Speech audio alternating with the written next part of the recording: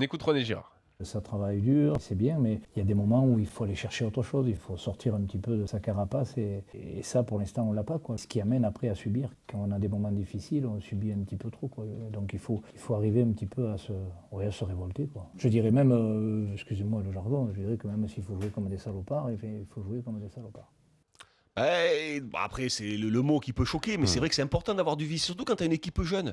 Le vice, c'est important en football. Voilà, je parle pas de l'assimilation, mais si. Non, mais quand tu arrives dans une équipe et que tu veux imprimer ta marque, et l'un des premiers trucs que tu dis, c'est il faut qu'on ait une équipe de salopards. Je vois ce que tu veux dire sur le vice, mais voilà, mais essaye de comprendre, de lire entre les lignes. Ce n'est pas un monde des bisounours. Voilà, voilà, il y a un moment ou un autre, il faut arrêter d'avoir trop de respect pour l'adversaire. C'est une équipe de jeunes. Sauf que tu peux dire ça si tu es une équipe qui joue bien au ballon, qui a beaucoup d'occasions et qui se fait avoir contre des vieux grognards. Là, c'est pas le cas de Nantes. Justement. Ils montrent rien dans le jeu pour l'instant, Nantes. Ils montrent rien parce que peut-être justement ils sont trop polis, ils sont trop dans leur carapace, ils sont trop respectueux, ils prennent pas les choses en main, ils subissent, c'est un football un peu scolaire. Voilà, à un moment ou l'autre, il faut aussi pouvoir être un peu salopard. Moi, je suis assez d'accord aussi. Il faut surtout être un peu plus fort. Le premier problème, il est là. Mais quand t'as pas le talent, tu fais comment?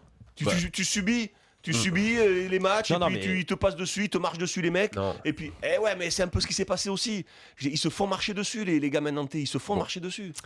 Mais t'es pas d'accord avec moi, ça, non, là-dessus, j'étais pas tout à fait d'accord. Écoute, t'as le droit. Non, mais on a bien compris que tu défendais ton pote René Girard. Là, on a entendu l'interview il y a 3 jours. C'est ça parce qu'il t'a titularisé en finale de l'Euro. Maintenant, on peut plus le critiquer. Tu sais très bien que j'ai pas de pote dans le football et tout ce que j'ai pris dans la figure pendant 20 ans. Tu le sais très bien. C'est vrai.